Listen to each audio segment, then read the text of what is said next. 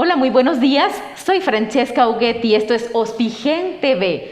Tengo el honor de conversar hoy con 3 profesionales en el marco del Día Mundial de la Salud Sexual y Reproductiva, que fue el pasado 4 de septiembre.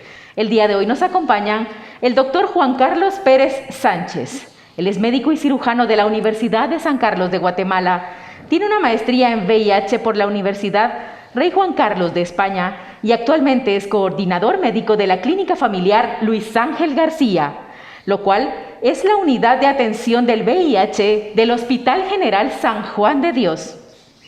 Les quiero presentar también al doctor Raúl Alejandro León y Arriaga. Él es ginecólogo y obstetra. Actualmente es coordinador de pacientes víctimas y sobrevivientes de violencia sexual. Egresado de la Universidad de San Carlos en 2017, donde fue jefe de residentes y médico general de la Universidad Francisco Marroquín. Fue vicepresidente y presidente del Colegio Americano de Ginecólogos y Obstetras del Distrito 8. Mucho gusto. También contamos con la presencia del licenciado Federico Álvarez. Él es licenciado en Psicología y ha realizado una especialización en Neuropsicología en el programa conjunto del Departamento de Neurociencias y de la Universidad de San Carlos de Guatemala en el año 2014. Actualmente labora en la Clínica de Neurociencias del área de Pediatría del Hospital General San Juan de Dios. Actualmente cursa la maestría en Criminología de la Universidad de San Carlos de Guatemala. Bienvenidos. Muchas gracias. Gracias. Bueno, entonces el tema de hoy es el placer sexual en tiempos de COVID-19. ¿Cómo se puede alcanzar una vida sexual sana? Honestamente, tal vez solo lo podría definir como con una palabra y decir educación, ¿no? Con un poco de educación a nivel de lo que es sexualidad, de lo que es métodos de anticoncepción, de lo que es una relación en pareja, se alcanzaría dicha palabra, ¿no?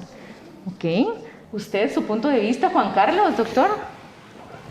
Tal vez coincido bastante con lo que acaba de mencionar el doctor y agregaría que hay mucho factor de tabú y estigma y discriminación que tenemos que romper todavía, ¿verdad? Guatemala es una sociedad que podría definirse en un buen porcentaje como muy conservadora todavía y eso a veces produce ciertas restricciones. Sabemos, por ejemplo, que la ley permite a niñas, digamos, despuesito de los 14 años, adquirir ciertas cuestiones, pero no las protege, por ejemplo, de matrimonios tempranos y todo. Entonces, eso nos da una idea también de las cuestiones culturales, ¿verdad?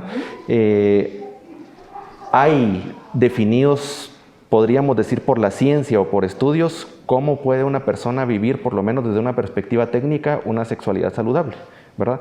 Pero del dicho al hecho hay un gran trecho. Entonces ahí está la cuestión, por ejemplo, que menciona el doctor y que yo creo que sí es como de darle énfasis en el hecho de la educación. Hay montones de enfermedades y de situaciones problemáticas que podrían corregirse con el hecho de que todo el mundo pudiera conocer cómo puede llevarse adecuadamente una vida sexual saludable, ¿verdad? O sea, por ejemplo, cuestiones tan simples como que sea consentida y consensuada, saber los métodos de planificación familiar, cómo funcionan, qué efectos secundarios pueden dar, cuándo se pueden utilizar, quién los puede utilizar, saber dónde puede tener una persona acceso a servicios de salud sexual y reproductiva son cositas básicas que todavía hacen falta lograrlas, ¿verdad?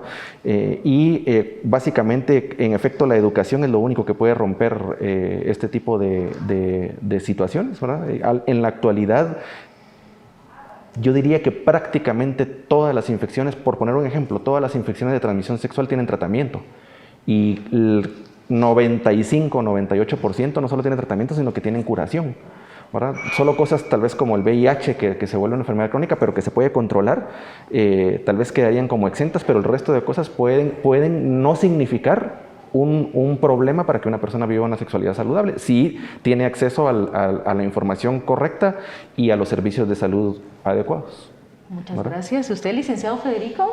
Buenos días. Concuerdo con mis colegas, en realidad la educación es esencial y en todos los niveles, ¿verdad? Estamos hablando de que la vida que nosotros tenemos que entender es sociable vivimos entre personas y tenemos todo el derecho de sentirnos bien en nuestras expresiones, tanto emocionales como sexuales. Y en este caso, la sexualidad, pues, tal como dice el doctor, ha sido vista como tabú. En realidad, el tener esa restricción o el no poder hablar abiertamente en nuestra sociedad conlleva consecuencias que en realidad nosotros tenemos que enfrentar de una u otra manera, ya sea como individuos, como familia o como sociedad, por el hecho de que tiene consecuencias para muchos niveles del área de salud, y no solo el área de salud, sino en distintos niveles sociales, ¿verdad?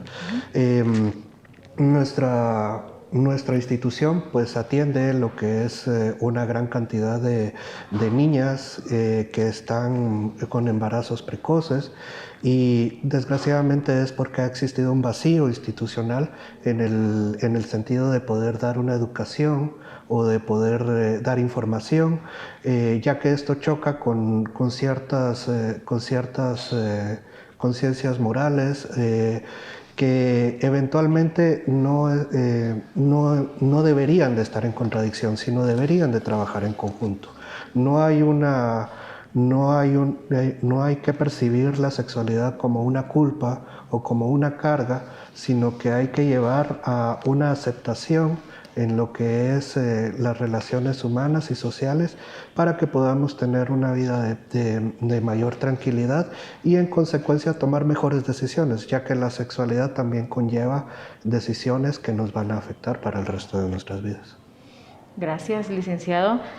Creo que es importante el punto de vista de tres profesionales, porque a veces en Guatemala sí es cierto la falta de educación, la falta de cultura y la falta de información no llega hacia nuestra niñez ni hacia nuestra juventud, y es muy necesario que llegue hacia ellos para que ellos ahorita que están dando esos cambios físicos se den la oportunidad de conocer. ¿A qué edad es recomendable que empiece la vida sexual? Primero, tal vez yo diría cuando están preparadas psicológica y emocionalmente, ¿no? Porque la primera vez que una mujer, o mejor dicho, la pareja tiene una intimidad como tal, es por picardía o por convencimiento, no realmente porque sea algo planeado, ¿sí? Lastimosamente en nuestra cultura eso ha sido desde muy jóvenes, ¿verdad? Entonces, lo ideal yo les diría, cuando se tiene la madurez, que uno pensaría es arriba de los 18 años, pero sería algo contradictorio decirles esa tal edad, porque me comprometería a que en ese periodo inicien una vida sexual porque crean que es normal, pero emocionalmente, físicamente, médicamente no están preparadas para. Es correcto, muchas gracias. ¿Su opinión, doctor Juan Carlos? Sí, no hay, podríamos decir, un estándar dictado digamos, por algún estudio, por alguna cuestión que pueda dar una definición clara. Básicamente, como menciona el doctor, ¿verdad? Es altamente probable que cada persona llegue a un momento en el que tenga la capacidad de vivir una sexualidad saludable en diferente tiempo de su vida, ¿verdad? Porque depende mucho de factores sociales, económicos, educativos y tal, que es básicamente como lo que hemos estado conversando, ¿verdad? ¿Podría alguien considerar, por ejemplo, desde que, por ejemplo, una niña tenga posibilidad de embarazarse, que podría ser un momento, pero sabemos que no, porque es una edad muy temprana, ¿verdad? Entonces sí es como complejo y arriesgado dar un estándar, digamos, específico para considerarlo como saludable en cuanto a edad, ¿verdad? Sabemos que estadísticamente, por ejemplo, la base de la población en Guatemala, la mayoría de personas inician relaciones sexuales antes de los 19 y 18 años, ¿verdad? Esa es la base de la pirámide nuestra. Entonces, independientemente de si están preparados o no, ¿verdad? Entonces, esa es una cuestión que hay que tomar en cuenta. Pues ya la tendencia, digamos, de la población es esa, a una sexualidad temprana, y eso también implica que nosotros sabemos que tenemos un problema de embarazos tempranos, y por eso también la base de la pirámide poblacional de Guatemala es una población joven, pues de entre 19 y 30, 35 años es digamos, la mayoría de poblaciones, ¿verdad? Entonces, creo que sí posiblemente el momento del inicio, digamos, en el transcurso de la adolescencia y juventud podría ser como un rango, pero eso es un rango bien amplio, ¿verdad? Y tendría que ver con el hecho de que la persona tenga, pues lo ideal sería que tenga suficiente educación, sepa lo que va a hacer, porque esa es una primera cosa, digamos, que podríamos hasta hablar de cuestiones de voluntad, que para uno decir que un acto es voluntario, tiene que saber exactamente qué está haciendo, las consecuencias y tal, ¿verdad? Ese sería un punto, ¿verdad? Y la otra cosa, pues creo que sí tiene mucho que ver lo que el doctor menciona de la madurez emocional, ¿verdad? Entonces, sí creo que tal vez el perfil psicológico como que sería bien importante aquí para esa cuestión, para que el inicio no sea algo desagradable, sino que realmente sea una experiencia como debe ser, que es una experiencia positiva, pues, de la vida, ¿verdad? Entonces creo que sí hay varios factores que influyen. No creo que se pueda dar una edad específica. Posiblemente en el transcurso de cierto momento de la adolescencia y la juventud, pero con un rango bien amplio, ¿verdad? Muchas gracias, doctor. Y creo que esta pregunta, pues sí, el licenciado Federico va a estar en el enfoque correcto, porque como ustedes decían, no hay una edad, pero sí hay personas que alcanzamos la madurez más antes de edad, ¿verdad? Antes de cumplir la mayoría de edad. Y hay personas que, o sea, llegan a una edad media y adulta y no la alcanzan. Y entonces, escuchemos al experto. Claro. Creo que tenemos que entender un poco nuestra sociedad, de dónde venimos y dónde nos encontramos, ¿verdad? Guatemala pues ha pasado por diferentes situaciones a lo largo de su historia en la cual la sociedad antes nos dictaba ciertas normas de las cuales con el tiempo no se han ido liberando en algunos casos o se han ido estructurando más en otros, ¿verdad? Venimos de una sociedad que era altamente jerarquizada y muy obediente antes, y se hablaba en otros tiempos acerca de lo que era el matrimonio y la sexualidad. Ahora no necesariamente se habla lo que es el matrimonio y la sexualidad, sino se habla ampliamente de sexualidad. Y también los medios de comunicación han cambiado. Ahora vemos exposición de lo que es la sexualidad humana a través de distintos medios, ya sea la música, ya sea la televisión, el internet, por cualquier medio está accesible a todas las personas de diferentes edades para poder llegar y ver. Y que eso, específicamente en la adolescencia, que es el área que más va enfocada a esta pregunta, es una inquietud.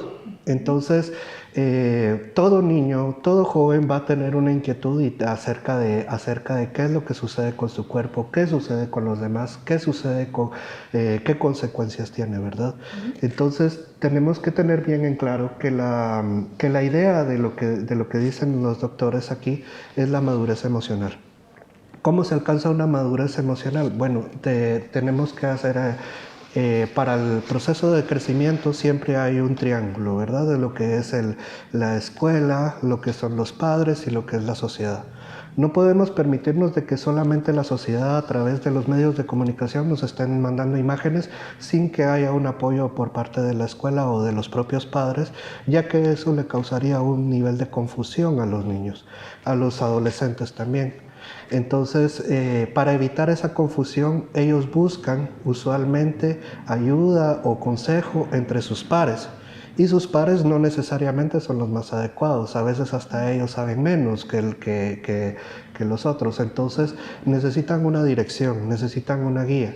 Y en ese sentido, pues los padres, familiares, amigos de confianza, eventualmente pues, se vuelven actores, ya sea por voluntad o involuntariamente a veces, se vuelven actores principales para poder llevar una respuesta a esta juventud que eventualmente lo que buscamos es que sea lo más libre de culpa posible.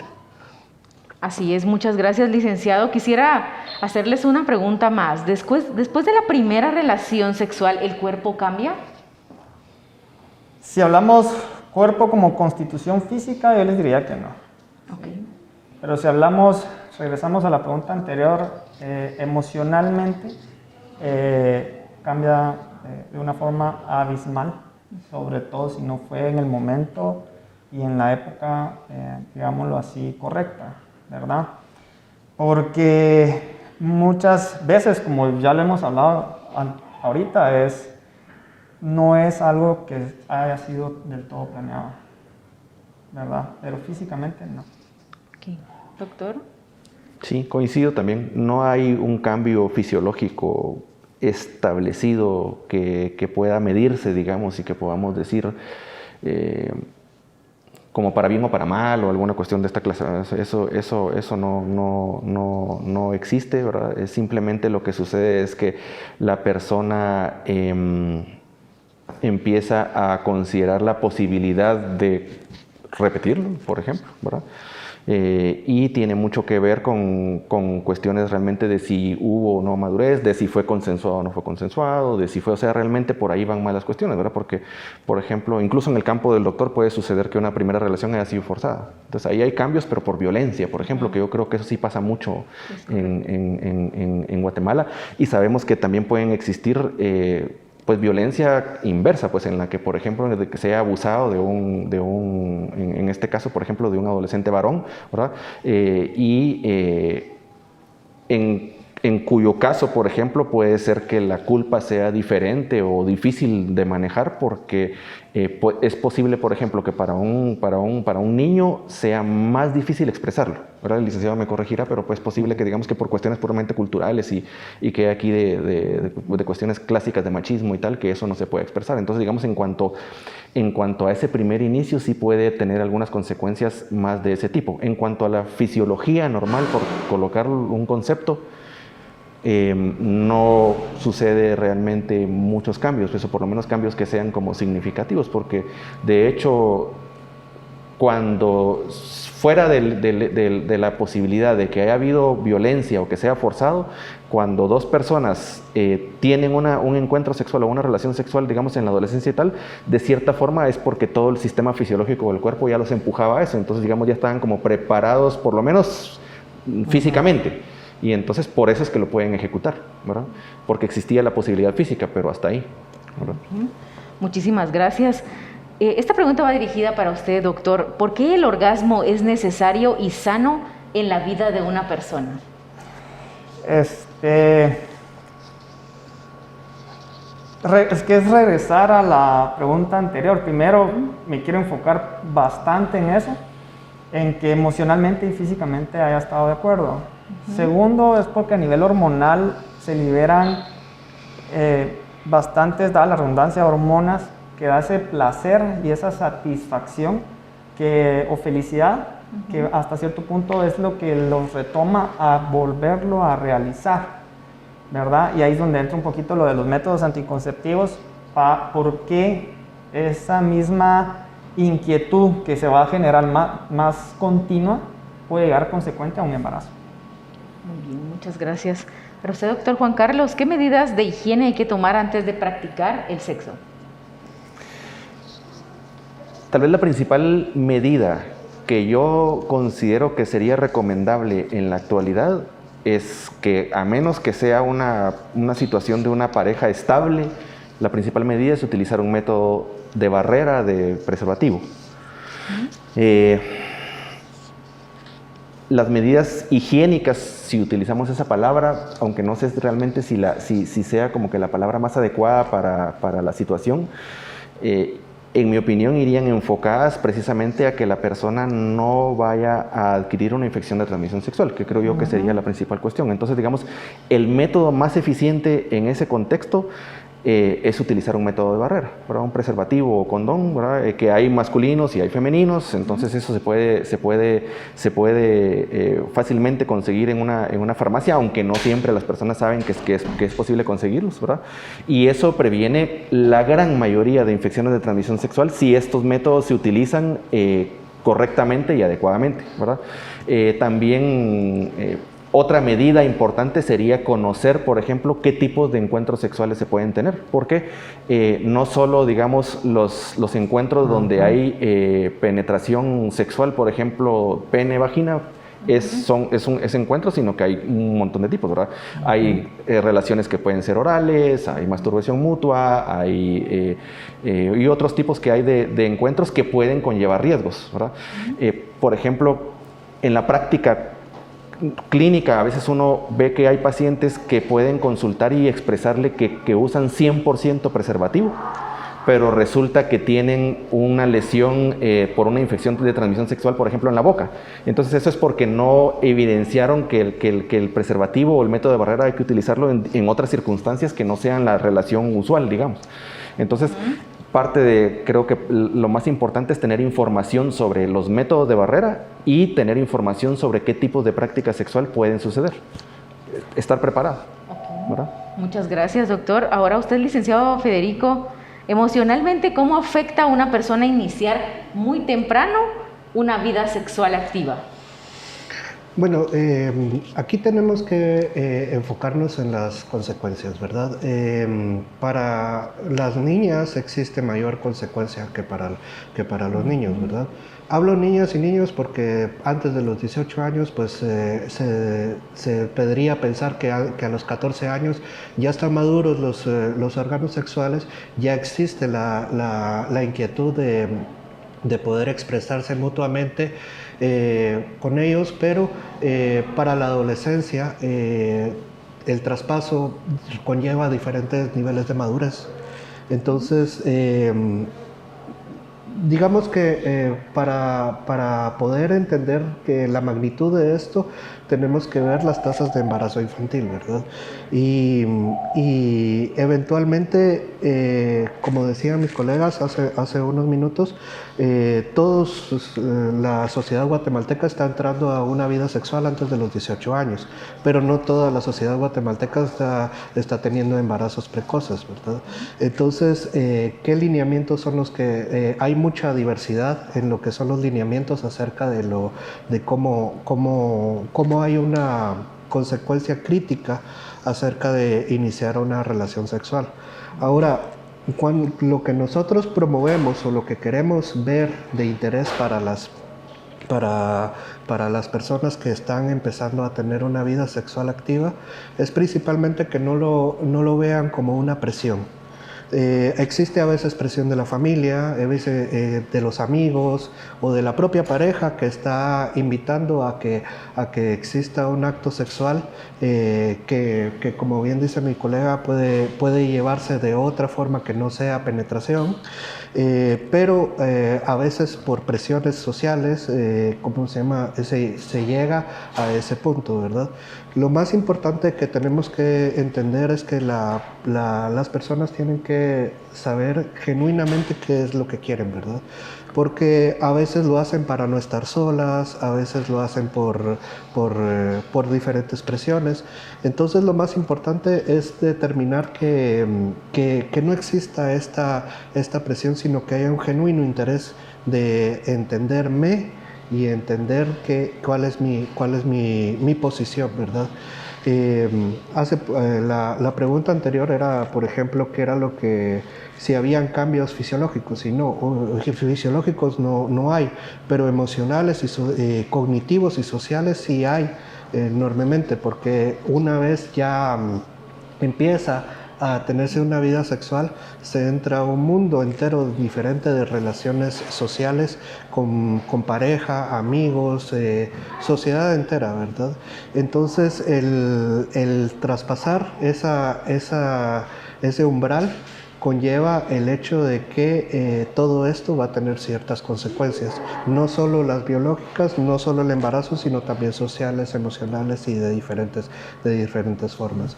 Entonces, siempre recalcamos el hecho de que no se sientan presionados para iniciar una vida sexual, sino que lo hagan como un genuino interés. Muchas gracias, licenciado. Ahora, doctor Juan Carlos, ¿cuántas enfermedades podría contraer el ser humano a través del sexo? Hay varios tipos de infecciones que podrían clasificarse como infecciones de transmisión sexual.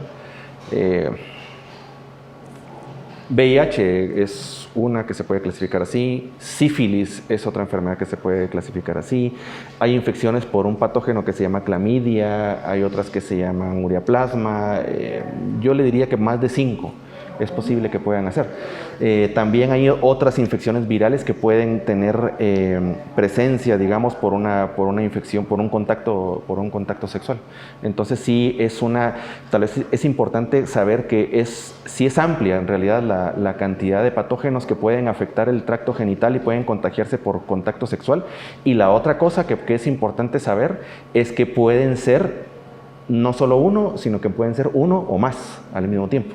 Entonces eso es importante porque a veces las personas que tienen problemas de algún tipo de infección sexual cuando van a recibir un tratamiento médico no mejoran, pero no siempre es porque el tratamiento no sea adecuado, sino porque solo se está tratando una de otras que tienen. Y lo que sí sucede es que no hay como costumbre, por decirlo así, aunque pues es una cuestión puramente médica, hacer una búsqueda exhaustiva de la causa, sino que simplemente se ven los síntomas y tal, se da un tratamiento, pero en la actualidad y de hecho en el hospital podemos hacer diagnóstico de la gran mayoría de infecciones de transmisión sexual y entonces dar tratamiento específico que va encaminado a curar, ¿verdad? Y la curación de una infección de transmisión sexual es importante porque de hecho es una medida de las que se llaman biomédica para ya no transmitir, porque si yo curo a esta persona de una infección de transmisión sexual, esta persona ya no transmite a otras.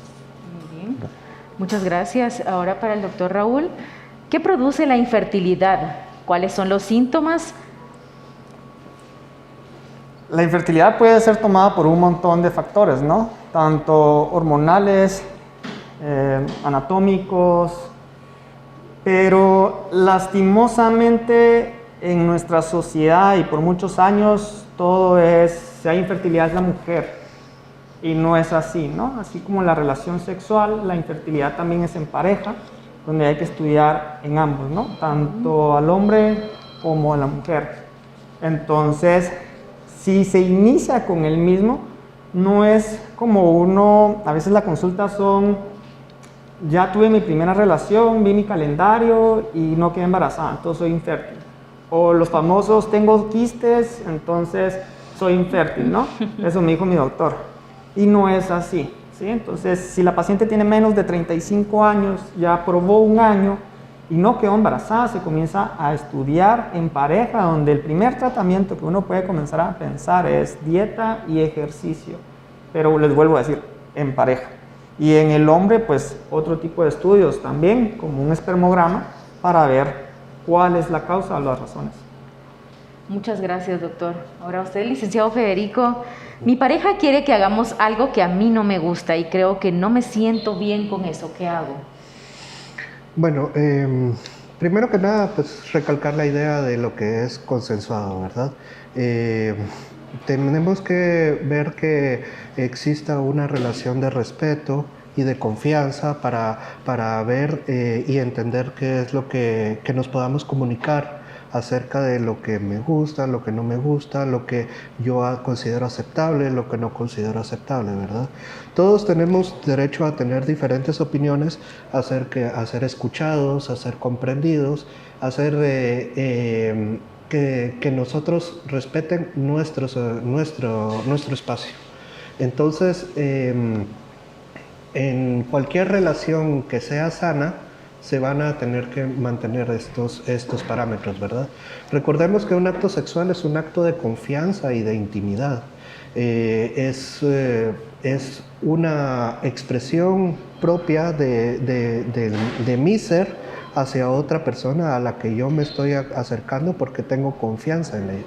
Pero si yo no tengo confianza en esta otra persona para poder decirle no, o para no poder decirle, mira, esto no me gusta, entonces, ¿de qué tipo de relación estamos hablando? Porque entonces ya no se estaría hablando específicamente de una relación que sea sana y madura, sino que estaríamos hablando de otro tipo de imposiciones sociales, ¿verdad? Ya estamos hablando de abuso, ya estamos hablando de maltrato, estamos hablando de muchas otras cosas que realmente confluyen en el hecho de no tener una relación sana y que sea de afecto y crecimiento mutuo. Muchas gracias, licenciado Federico, de verdad. Yo creo que es muy asertivo lo que dice, porque yo creo que cuando uno forma una familia es por eso, por las bases del respeto, las bases de un hogar, pero creo que a veces en la fase infanto-juvenil, los chicos reciben algún trastorno por las cosas que ven en las redes sociales, en el internet, el abuso, y yo creo que por ahí va el enfoque donde empiezan las distorsiones psicológicas para después que ellos quieran hacer otras cosas que se salen de los estándares de una relación sana, ¿cierto? Sí, es.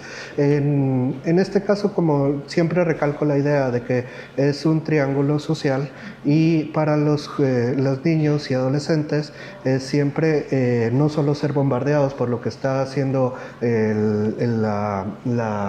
los métodos de la radio, de la televisión o de lo que es el internet actualmente, que es la mayor parte preponderante donde se encuentra de todo, sino que también existan padres, amigos y todo tipo de relaciones sociales involucradas que sirvan para poder tener esa confianza suficiente de que una persona no se encuentra sola o que se encuentra a la deriva con respecto a eso, sino que exista una confianza para poder hablar con alguien que sea cercano a él. Es correcto, muchas gracias. ¿Quería agregar algo, sí, doctor? ahí me gustaría Adelante. agregar algo por lo mismo que había dicho el doctor. La mayoría de relaciones desde mi punto de vista, ya con la experiencia que he tenido, son forzadas, ¿verdad? Porque la primera vez la mujer dice, yo no quería, o yo estaba tomada, o mi amiga me dijo, o mi novio me convenció, quiero esa famosa prueba de amor. Entonces, la mayoría de veces cuando uno ya analiza todo es forzado, ¿no? Y hay algo muy importante como ver el hecho de la edad de la persona, ¿no? O sea, es raro ver, ahí sí, una niña de 12, 13 años teniendo relaciones sexuales y que lo mire muy común. Entonces, la mayoría de veces es porque es forzado a que la mamá ya hizo, tal vez cultural o económicamente, un trato con otra persona, o que él haya sufrido de una trata. Y si ella o si la paciente ya me está diciendo, no, yo quise, posiblemente esta persona lastimosamente fue abusada anteriormente. Entonces, desde el punto de vista o psicológico o algo adicional, ver una persona sexualmente activa demasiado joven o ya tiene algo de por sí desde muy pequeños, o que tenga muchas parejas sexuales, ¿no? Eso sería algo que me gustó agregar. Excelente aportación, doctor. Yo también creo firmemente en eso, y también creo que como la base de la sociedad es la familia, en múltiples ocasiones lo ven en su entorno. Exacto. ¿Verdad? Lo ven en su entorno y entonces ellos ya quieren experimentar, ya quieren bailar, y en la cultura guatemalteca se da mucho eso, específicamente en las áreas recónditas e inhóspitas, que la mamá hace tratos, ¿verdad? Tal vez económicos o qué sé yo, entonces afectan mucho a nuestra niñez guatemalteca haciendo eso, porque la mayoría de mujeres en Guatemala han sido abusadas sexualmente y también han tenido sexo antes de las edades correspondientes a que uno diga, bueno, ya es un tiempo en el que ella lo ha decidido, por lo mismo, por ese tipo de coacciones. Exacto. Bueno, ahora mi pregunta es,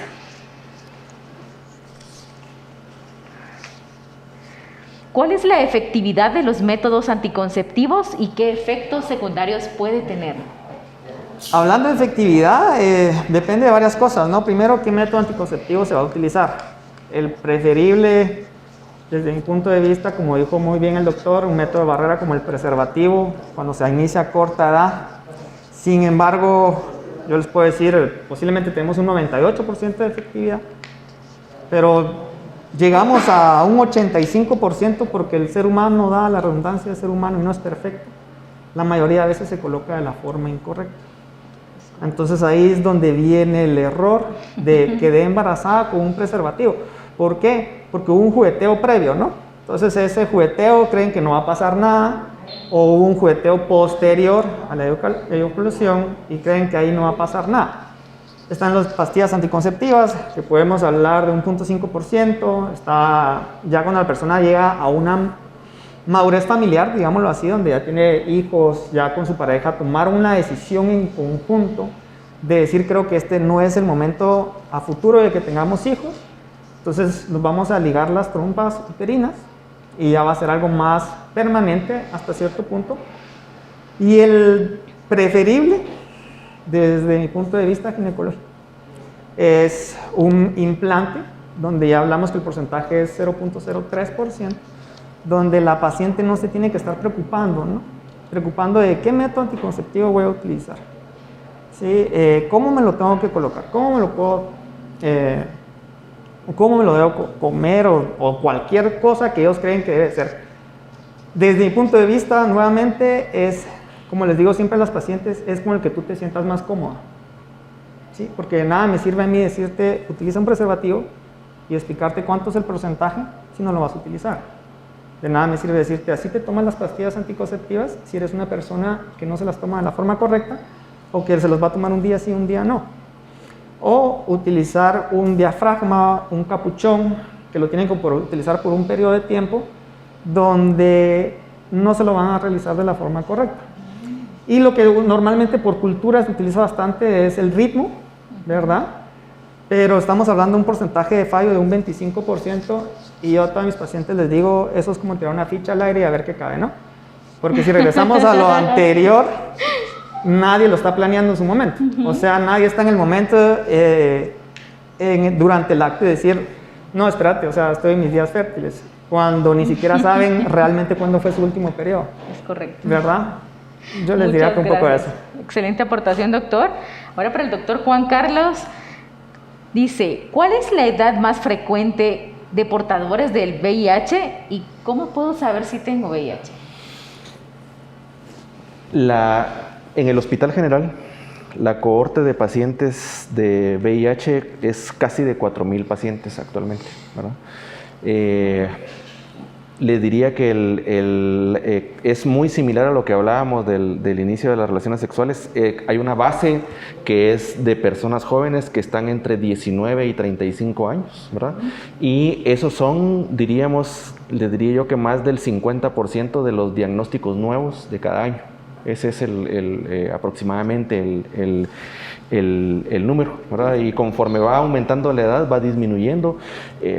Creemos nosotros, porque hemos visto también que ha sucedido un pico en personas que podrían llamarse de la tercera edad, pero es posible, que ese pico no sea como esté del todo claro, porque son personas a veces que también como que no tienen mucho acceso a los servicios de salud, y también por el tipo digamos, de generación que son y toda la cuestión, no siempre consultan a tiempo, ¿verdad? Pero sí es población joven, ¿verdad? Yo le diría que de 19 a 35 años tenemos casos menores de edad, pero no son la mayoría, sino que la mayoría son mayores de edad. Tenemos todavía algunos casos de transmisión vertical, se le llama, que es cuando se contagian con la madre, pero no nacidos aquí, sino que, por ejemplo, de mujeres embarazadas que no llevaron seguimiento en el interior y pues el niño nace sin ninguna medida y viene, ¿verdad? Pero de niños nacidos en el Hospital General desde el año 2011 no ha nacido ninguno con VIH hasta donde yo recuerdo. Entonces, digamos, la estadística de la transmisión vertical es bien, porque trabajamos de hecho en conjunto con el área del doctor. Entonces, digamos, nosotros vemos el seguimiento prenatal, pero en el momento del parto pues ellos lo atienden. Tenemos un protocolo, digamos, conjunto que se lleva a rajatabla, y eso pues ha prevenido. Ahora, ¿cómo se puede saber si una persona o si yo tengo VIH? Esa es una pregunta difícil, porque es una de las razones por las que entre otras muchas, por las que el diagnóstico puede ser tardío, aparte de que la enfermedad per se es tabú todavía, ¿verdad? Entonces, no es como que yo fácilmente quiera ir a consultar con un médico porque sospecho, por ejemplo, lo que dice comúnmente la gente, que tengo SIDA, ¿verdad? Entonces, porque el VIH y el SIDA, la palabra SIDA ya tienen una carga de estigmatización que es bien difícil de quitar. Nosotros tenemos pacientes, por ejemplo, que en el interior, si se enteran en alguna aldea o algo donde están, los han querido linchar, no pueden regresar, etc. Entonces eso dificulta.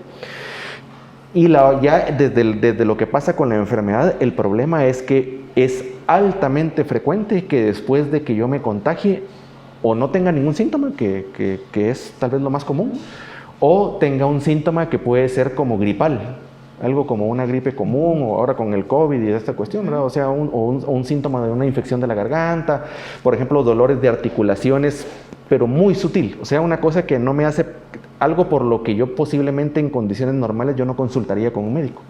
Entonces eso dificulta, los síntomas son bien sutiles, pueden aparecer, digamos, y pueden suceder 3 semanas después, por ejemplo, de haber tenido el contagio, y después de aparecer ese pico, que es algo que se llama síndrome retroviral agudo, desaparecen los síntomas y la persona vuelve a sentirse bien. Entonces puede pasar, después de que se contagió, pueden pasar hasta entre 8 o 10 años asintomáticos totalmente de la enfermedad. Entonces eso es lo que dificulta. Por esa razón, y frecuentemente un médico no tiende, por ejemplo, a solicitar una prueba de VIH a alguien que consulta por una infección respiratoria de la vía superior que le parece una infección común, ¿verdad? Un centro de salud, en donde sea. Entonces, eso también, por esa razón es que es difícil el diagnóstico, y una forma en la que yo podría sospechar en realidad si tengo VIH o no sería considerar, por ejemplo, si yo tengo riesgos por cuestiones de conducta. Por ejemplo, si tengo múltiples parejas sexuales, si no uso preservativo en las relaciones sexuales, hay algunas relaciones que se consideran de más riesgo que otras, como por ejemplo las relaciones que son entre hombres que tienen sexo con otros hombres, que es una definición técnica. Relaciones, por ejemplo, si una persona tiene contactos o encuentros con personas que son trabajadores o trabajadoras del sexo, por ejemplo, ¿verdad? O que yo sospeche que mi pareja tiene VIH. ¿verdad? Pero es más por una sospecha personal, digamos, de los tipos de encuentros que he tenido a algo físico, pues. Generalmente cuando una persona ya está bien enferma y ya, digamos, se puede sospechar que tiene VIH, como les menciono, esta persona ya tiene como mínimo 8 años de estar enferma. Entonces, los síntomas que aparecen cuando la persona ya está plenamente enferma, digamos que esos sí son característicos, son pérdida de peso, les da diarrea crónica, empiezan a tener infecciones respiratorias a repetición, empiezan a tener dificultades para comer y a veces para tragar porque aparece un hongo que se llama cándida que afecta la boca y puede afectar el tracto gastrointestinal, empiezan a tener situaciones, hay gente que por ejemplo que consulta al hospital con un cuadro médico como un derrame, pero generalmente es un patógeno que afecta la cabeza, es decir, pero ya son cosas graves. Y en Guatemala, por ejemplo, tener tuberculosis. Tuberculosis, a toda persona que tiene tuberculosis hay que hacerle prueba de VIH hasta que no se demuestre lo contrario, porque es muy probable que tengan una coinfección, ¿verdad? Igual que a una persona que tiene VIH, hay que buscarle tuberculosis a fuerza.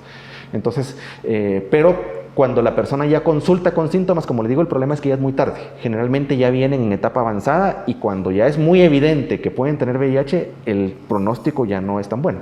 Aunque en el hospital siguen saliendo adelante las personas, pero ya se vuelve difícil. ¿Bueno? Sí. ¿Qué recomendaría usted a la sociedad que está viendo este programa de hacerse pruebas? Por ejemplo, como usted decía, hay personas que pues tienen parejas o cambian pareja constantemente o depende del trabajo que dediquen, constantemente hacerse pruebas. Es recomendable realmente hacerse pruebas para VIH, algo parecido como uno debería de hacerse en un momento determinado, chequeos médicos anuales, por ejemplo. ¿Qué le digo yo? La gran mayoría de personas en Guatemala tienen 85% de posibilidad de tener hipertensión arterial, entonces uno debería de tener cierto monitoreo de eso. Sabemos que hay colesterol, triglicéridos y otras enfermedades, entonces lo mismo es con la cuestión del VIH, especialmente, por ejemplo, si yo tengo conductas que se llaman de riesgo y que generalmente la persona que tiene las conductas de riesgo sabe que tiene las conductas de riesgo, ¿verdad? ¿Qué le digo? Usuarios de drogas intravenosas no parece ser muy frecuente en Guatemala, sin embargo hay hepatitis C, que eso va por ahí hasta cierto punto, ¿verdad? Entonces, sí sería recomendable que se hagan pruebas de preferencia anuales, media vez a inicio de las relaciones sexuales para prevención, especialmente, como le digo, si hay conductas de riesgo, como son muchas parejas sexuales o encuentros furtivos o casuales, donde puede ser que, como el doctor perfectamente menciona, que es la causa número 1 de que el preservativo falle, que la técnica, o que no se use, o que la técnica para colocárselo no haya sido correctamente utilizada, ¿verdad? Entonces, esas son situaciones que se salen del control a veces de las personas. Entonces, sí es recomendable. Se pueden hacer pruebas de VIH en todos los hospitales nacionales, se pueden hacer pruebas de VIH, generalmente puede acercarse una persona a todos los centros de salud, y hay 16 unidades de atención integral en todo el país que atienden VIH en los diferentes departamentos. O sea, digamos que hay sitios a donde la persona puede acercarse y puede consultar para hacerse la prueba. Y la gran mayoría también de laboratorios privados, digamos, hacen prueba de VIH. Entonces, y hay un punto importante sobre cómo hacerse la prueba y todo, es que hay un decreto que se llama Decreto 27/2000 que protege la confidencialidad. Entonces eso protege el hecho de que si yo me hago una prueba en cualquier lugar de este país, nadie tiene derecho a darle resultado a otra persona que no sea a mí, ¿verdad? Ya sea negativa o positiva. El único que puede en algún momento liberar información por alguna circunstancia, pero de gravedad, es el médico si la persona no está consciente de sus facultades, o en el caso de menores de edad que sí es necesario la autorización de los padres, ¿verdad? Pero en general el decreto 27/2000 previene la confidencialidad, entonces yo puedo ir a hacerme una prueba a algún lugar, me dan mi resultado y entonces yo puedo tomar conductas. El sistema de salud de Guatemala, en teoría, digamos, por lo menos el sistema público está capacitado para que si un centro de salud yo voy, me hacen mi prueba y está positivo, ellos pueden referirme a la unidad de atención integral más cercana o a donde yo quiera ir para ser atendido por VIH. Excelente intervención, doctor. De verdad, es algo que todo guatemalteco debería de saber a dónde acudir, ¿verdad? Sí. Qué buscar, cómo hacerme la prueba. Toda el área de salud, por supuesto. Hay gente que tiene la capacidad económica de pagar un laboratorio privado, pero hay personas que no. Y por eso es esta intervención que usted acaba de hacer y decir que hay 16 unidades al servicio de la población guatemalteca, además en los hospitales generales. Y quisiera agregar una cosa. Adelante. Nosotros tenemos en el Hospital General, hay una línea de información de VIH que es la línea 1540, que es una línea gratuita. Entonces toda la población puede llamar ahí. Se atienden de lunes a viernes, hay redes sociales de la línea 1540 y tal, y es una línea que ahorita está especializada en VIH, que también da información de COVID, pero por ejemplo, si alguien tiene dudas sobre el VIH, sobre cualquier aspecto del VIH, puede llamar ahí. Si alguien resultó con un resultado positivo, valga la redundancia ahí, y quiere saber a dónde puede ir, por ejemplo, que yo vivo en Mazatenango, en tal lugar, y no sé a dónde puedo acudir, pueden llamar a la línea 1540 y ellos le pueden orientar y decirle exactamente a dónde pueden dirigirse. Pueden decirles dónde hacen pruebas, información general y todo. Entonces yo creo que eso es importante ahora que estamos también en cuestiones de redes sociales y que pues estamos hablando mucho de la población joven que tiene mucho acceso a esto. Ellos pueden acercarse y ver las redes sociales de la línea 1540 o llamar. Y es para público general. Muchísimas gracias, doctor. Excelente aportación. Definitivamente, a todo aquel guatemalteco que esté viendo en este momento Ospigen TV, creo que esta es una información de gran importancia para todos nosotros. Ahora vamos con el licenciado Federico. ¿Cuándo debería sentarse padre e hijo a tener una conversación sobre el sexo, licenciado? Bueno, tal conversación antes se hacía, era como nominal que existiera un momento en la vida en que padres e hijos se sentaran, ¿verdad? Ahora, como había mencionado anteriormente, la saturación de los medios nos trae la idea de que incluso los niños están viendo contextos sexualizados a través de imágenes, a través de música. Entonces viene la pregunta, ¿verdad? La famosa pregunta de dónde vienen los bebés, ¿verdad? Entonces, a partir de ese momento, pues ya los padres tienen que tener conciencia de que sus hijos van a ser personas independientes, que los traen para ser personas independientes, que van a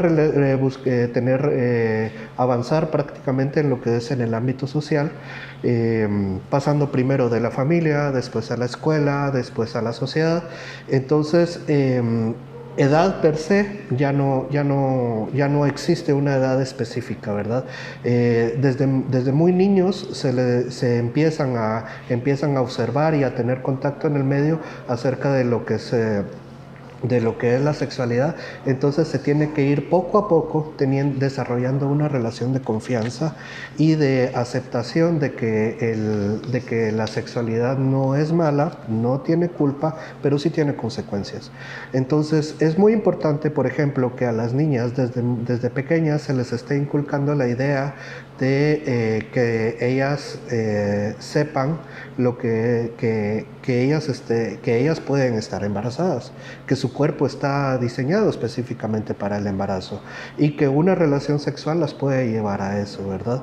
Entonces, con los niños, pues más que todo, tratando de bajar un poco lo que es la tonalidad machista de nuestro país, de que no tiene que haber una imposición, de que las niñas tienen que ser respetadas, de que no se tiene que golpear ni abusar ni tener ninguna forma de violencia física, económica hacia todos, es lo primordial para avanzar como sociedad, para desenvolvernos normalmente y que podamos tener una plenitud acerca de entendernos de lo que es vivir bien, ¿verdad?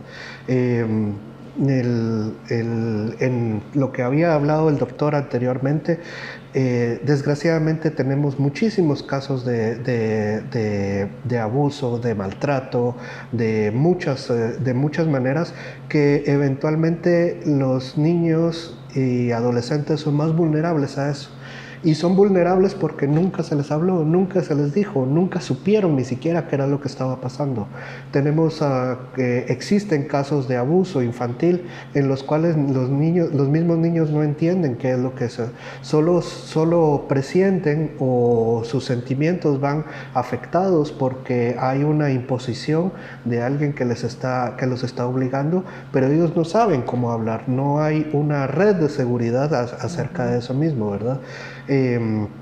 Por distintas condiciones socioeconómicas en nuestro país también está la famosa dote, que era lo que estábamos hablando hace un momento, que le entregan las niñas a personas de diferentes edades para tener una ventaja económica, y eventualmente eso trae una destrucción de lo que es el tejido social, porque en el caso de las niñas es avasallador las consecuencias. Una niña que está embarazada o que tiene hijos a los 14 años, pues eventualmente ya no va a estudiar, muy difícilmente va a trabajar, entra en dependencia económica, y dependencia económica a veces del mismo abusador, porque el abusador está dentro de la casa. Entonces, lo más importante es que de esta educación sexual que se le pueda dar a los niños y niñas y adolescentes, se pueda entender que lo principal y mayor sobre todas las cosas es el respeto, de que ellos merecen, que tienen que ser respetados, y que ellos sepan en qué momento es que están siendo víctimas de un abuso, que ellos sepan que tienen todo el derecho de decir no y que no tienen que claudicar a ninguna presión social. Lo que he visto en los niños, perdón que interrumpa, no, adelante. Hay ciertos aspectos que ellos demuestran, ¿no? Como por ejemplo, ya no me quiero ir en el bus, ¿verdad? Y uno dice, pucha, viene todo el mes, van sus amigos ahí, ¿por qué no se cree en el bus? ¿Verdad? Ahora mi nena me besa en la boca. ¿Por qué me está besando en la boca? ¿Por qué ahora llora mientras duerme? ¿Por qué se cae de la cama cuando antes no se caía? Y algo muy común es, no se hacía pipí en la cama, pero ahora ya se hace pipí en la cama. O algo adicional es, tocó a otro niño o tocó a otra niña, ¿verdad? Donde creen que eso es normal. O sea, el hecho de tocar un genital con otro genital a una edad de 10 años, o que una nena, uno piense que a saber dónde lo vio, que se está masturbando, es porque ella cree que es normal. Y son cosas de que uno de nuestros hijos podemos ver y comenzar a analizar por qué se está comportando o tiene esa conducta, que es algo que nos va a ayudar como a cerrar ese ciclo que normalmente se da. Gracias, doctor. Gracias, licenciado, también. Excelente aportación. Yo creo que antes se escuchaba que a un niño pues varón se le hablaba, que el padre le decía, que la mamá hablaba con la niña. Yo tengo un hijo de 14 años y una niña de 10, y yo les hablé mi hija ahorita que cumplió 10, ya le empecé a hablar, porque ella se debe cuidar, sale al parque, yo le digo, todo lo que quieran hacer en contra de tu voluntad es un abuso.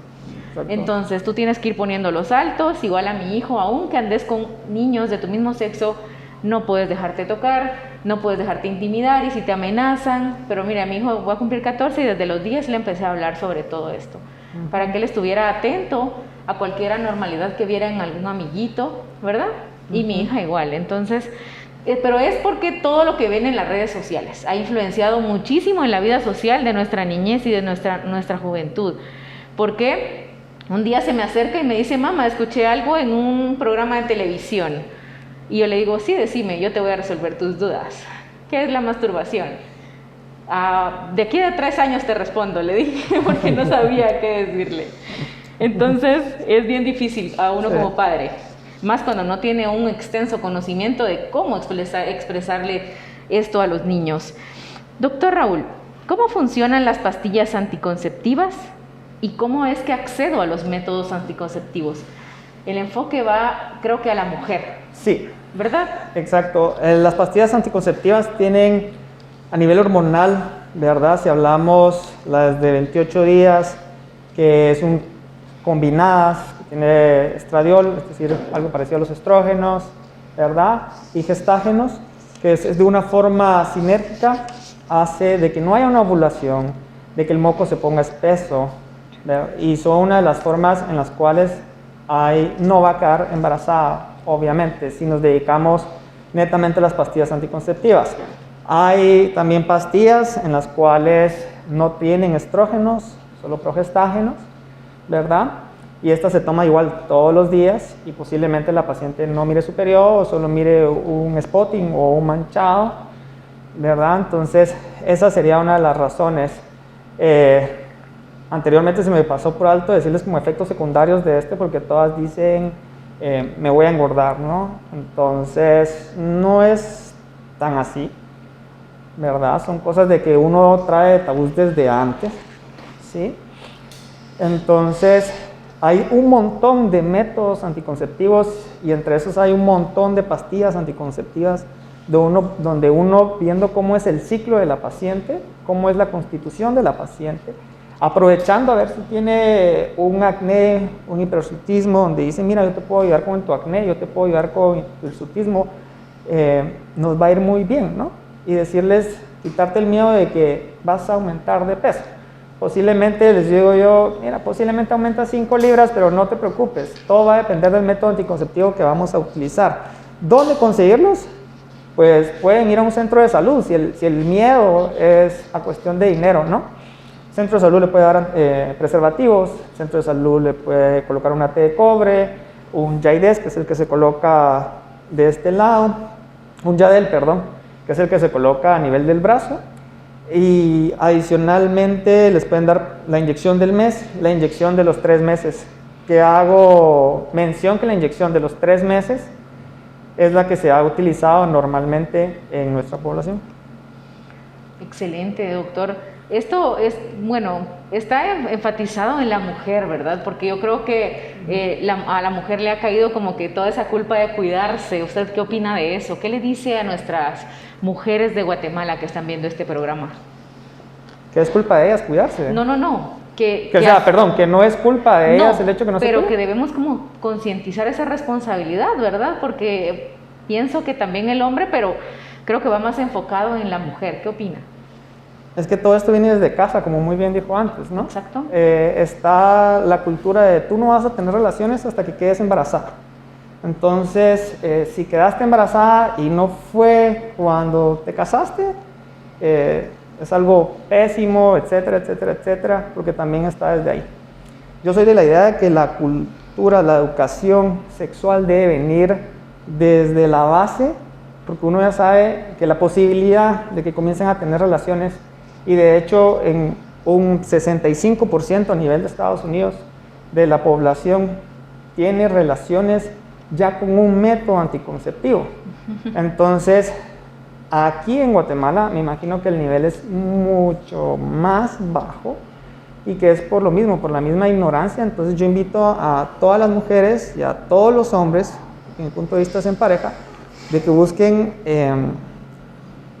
afiches o métodos educativos para que los analicen y piensen cuál sería el ideal. Con eso contesté la pregunta. Sí, claro que sí, doctor. Es que como el programa de hoy está enfocado en la sexualidad y emociones sanas, entonces por eso le hacía esa pregunta, ¿verdad? Porque a veces quieren dejar caer el peso sobre la mujer, que debe cuidarse, que debe respetarse, respaldarse con métodos anticonceptivos, pero también el hombre, ¿verdad? Porque sí, eso, como dijo usted, es una educación que debe venir desde casa, enseñarle al hombre, a la mujer, a que si van a fomentar relaciones de pareja, que sean sanas, que sean productivas. Exacto. Muchas gracias, doctor, por excelente aportación. Yo ahora quisiera hacerle la pregunta al doctor Juan Carlos. ¿Qué tipo de tratamiento deben tener las enfermedades sexuales más frecuentes? Ahí hay 2 cosas. Por ejemplo, Hay infecciones como sífilis, infecciones como algo que se llama uretritis, que eso puede ser por clamidia, puede ser por otras cosas, cervicitis en mujeres y toda la cuestión, ¿verdad? Entonces, generalmente el tratamiento de las infecciones, por ejemplo, que son bacterianas, que no son VIH, de las infecciones que no son virales, tiene un tratamiento médico farmacológico con el cual la gran mayoría se tienen que curar o se van a curar siempre y cuando no hayan dejado alguna secuela, porque pueden, pues digamos, el problema de las infecciones de transmisión sexual también es que pueden dejar secuelas en el aparato reproductivo, pueden provocar también infertilidad. En el hombre, por ejemplo, puede provocar un problema que se llama estrechez uretral, que es que, digamos, todo como el tubito donde sale la orina se vuelve más estrecho, eso dificulta orinar y toda la cuestión, pero eso generalmente son secuelas crónicas de no haber tratado a tiempo una infección de transmisión sexual. A pesar de las secuelas, la infección se puede tratar. Lo que a veces ya no se arregla, por decirlo de una forma sencilla, es la secuela, pero eso no es que sea muy frecuente. Entonces, la gran mayoría de infecciones de transmisión sexual se le puede dar tratamiento por vía oral o se pueden colocar antibióticos incluso intramuscular, como la penicilina, que sigue siendo el tratamiento estándar para sífilis y que en la mayoría de los casos tiene un tratamiento exitoso. Ahora, si hablamos de ciertas enfermedades, por ejemplo, como el herpes o como el herpes genital o como el VIH, generalmente el herpes genital puede tender a recidivar. Eso quiere decir con aparecimientos de brotes cada cierto tiempo. Cuando aparece el brote de herpes, se le da tratamiento con un medicamento que se llama aciclovir y hay algunos otros, y generalmente el brote cede y la persona se alivia. Pero el virus queda, por decirlo de alguna forma, latente y pueden volver a aparecer brotes. No siempre es el caso, pero pueden aparecer. Y de igual forma, generalmente la persona cuando tiene la infección aguda o tiene afección aguda por inflamación del tejido genital, es contagiosa. Entonces eso es otra cosa que hay que saber. Igual también, por ejemplo, virus como el virus del papiloma humano, que generalmente no desaparece del tracto genital, pero se puede controlar.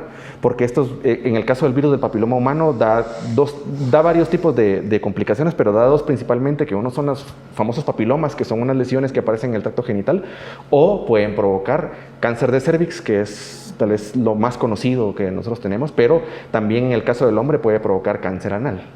Y hay algunos casos de cáncer en el pene que son ocasionales, pero que no es imposible. Pues entonces, sí, desde esa perspectiva, como que es importante poder analizarlos y dar el tratamiento correspondiente más que todas las complicaciones, ¿verdad? En esos casos, realmente lo único que se puede utilizar, digamos, para prevención es el método de barrera. Y en el caso del VIH, que es otra infección que no tiene cura, es el tratamiento antirretroviral. Ese se compone de 3 pastillas, de 3 tipos de droga que se le dan a la persona, y con esto lo que sucede es que la cantidad de virus que está en todo el cuerpo desciende a un nivel que es tan bajo, que aunque está en el cuerpo, básicamente ya no produce mayores efectos. Entonces eso hace que la persona se mantenga, cuando ya está bien tratada, se mantenga estable, y el VIH, como afecta las defensas del cuerpo, del organismo, entonces dependiendo del estadio en el que se diagnostique y en el que se inicie, pero generalmente se puede lograr restablecer el sistema inmunológico de la persona. Entonces, una persona con tratamiento antirretroviral correctamente administrado en el tiempo correcto y que por supuesto es adherente, le llamamos nosotros, que es a que se la tome correctamente, generalmente va a llevar una vida normal aunque tenga VIH. Incluso puede tener pareja aunque tenga VIH y puede tener hijos aunque tenga VIH, ¿verdad? O sea, si una persona cuando una persona con VIH está controlada, se dice que tiene carga viral indetectable. Si una persona tiene carga viral indetectable, que eso lo que nos dice es que el nivel en la sangre es casi nulo, aunque todavía existe, esta persona ya no contagia. El riesgo de contagio para VIH en otra relación sexual es casi cero, ¿verdad? Hay un estudio ahorita que evidencia que lo más probable es que sea 0 si estoy bien tratado, ¿verdad?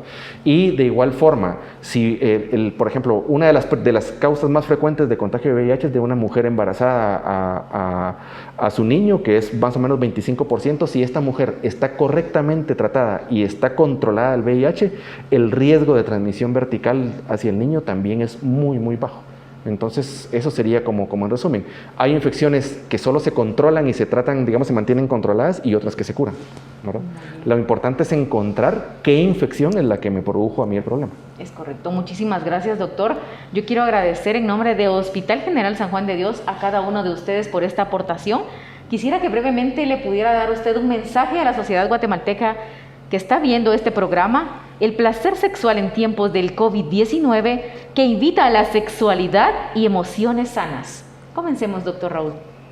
Primero, cuando hablamos del sexo, quitemos la idea de que es un tabú, que es una plática que no tenemos que tener en casa. En estos tiempos de COVID, pues la tasa posiblemente ha aumentado, ¿verdad? Por todo lo que hemos hablado, ¿no? Desde todo punto de vista de los temas que hemos dicho.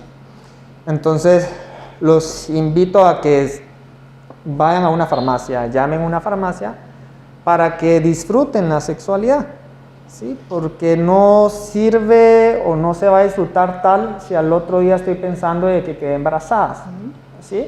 O al otro día estoy pensando de que me infecté de algo, o al otro día yo pienso de que tal vez no fue el momento adecuado y mucho menos ahorita en esta época de COVID, digámoslo así. Entonces yo sí los invito a que analicen qué es lo que van a hacer, cómo lo van a hacer y que utilicen el método correcto en ese momento. Eso es lo que yo honestamente quisiera aprovechar a decir. Muchas gracias, doctor. Doctor Juan Carlos. Yo quisiera enfatizar que es algo que se tocó al principio en el hecho de la educación. Yo creo que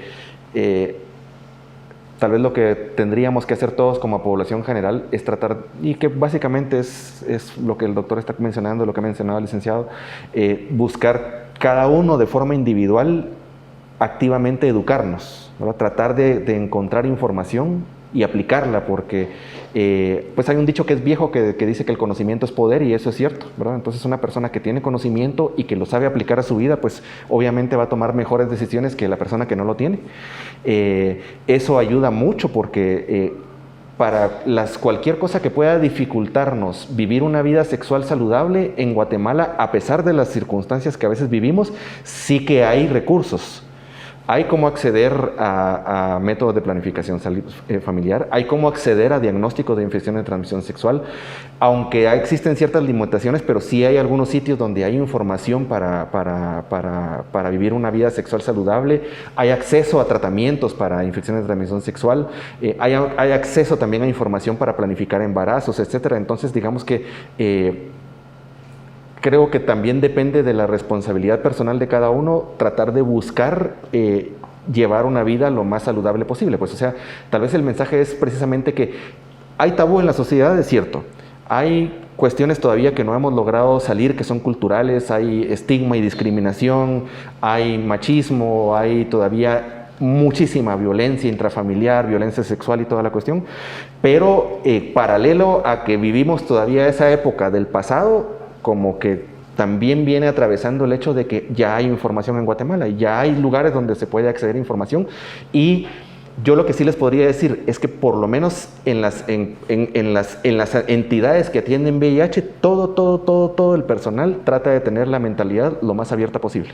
O sea, una condición para trabajar en infecciones de transmisión sexual o para trabajar en atención a VIH o trabajar en sexualidad en general es que uno mismo no tenga el tabú y no se lo transmita al paciente.